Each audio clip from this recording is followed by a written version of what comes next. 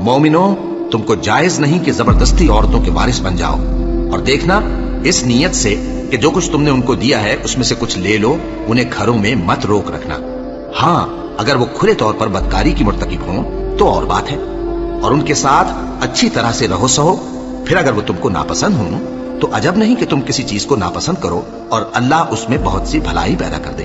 और अगर तुम एक औरत को छोड़कर दूसरी औरत करनी चाहो और पहली औरत को ढेर समाल दे चुके हो तो उसमें से कुछ मत लेना।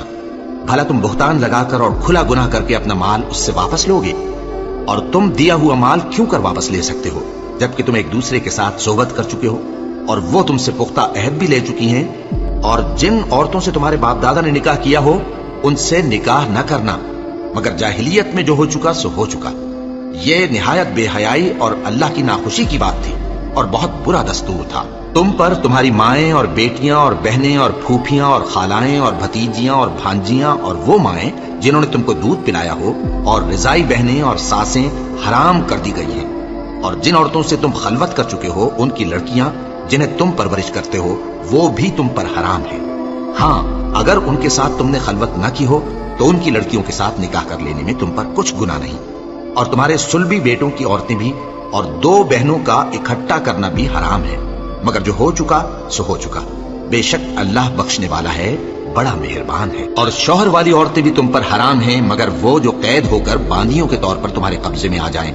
ये हुक्म अल्लाह ने तुमको लिख दिया है और इन मुहर्रमात के सिवा दूसरी औरतें तुमको हलाल हैं, इस तरह से कि माल खर्च करके उनसे निकाह कर लो, बशर्ते के निकाह से मकसूद इफ्फत कायम रखना हो, न कि शहवत परस्ती।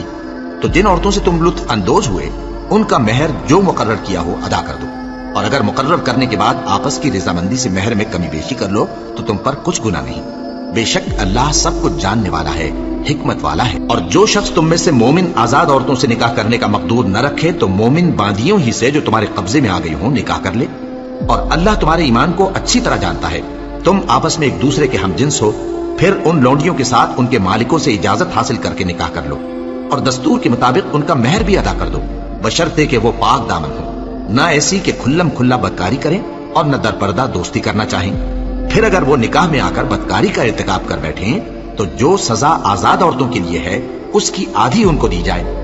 ये बांधी के साथ निकाह करने की इजाजत उस शख्स को है जिसे गुनाह कर बैठने का अंदेशा हो, और ये बात कि सब्र करो तुम्हारे लिए बेहतर है, और अल्लाह बख्शने वाला है, मेहरबान है।